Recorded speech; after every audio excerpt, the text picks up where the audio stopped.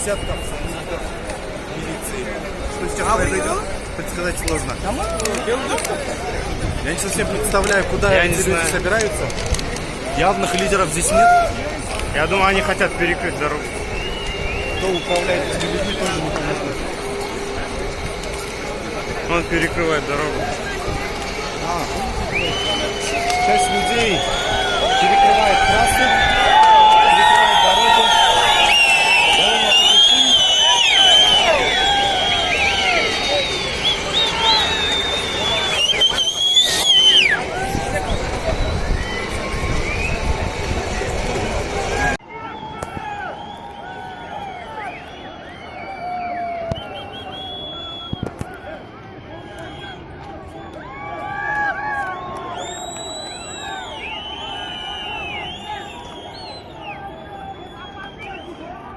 Видео следует. Бяк. Жоқ, немене апарат. Жоқ.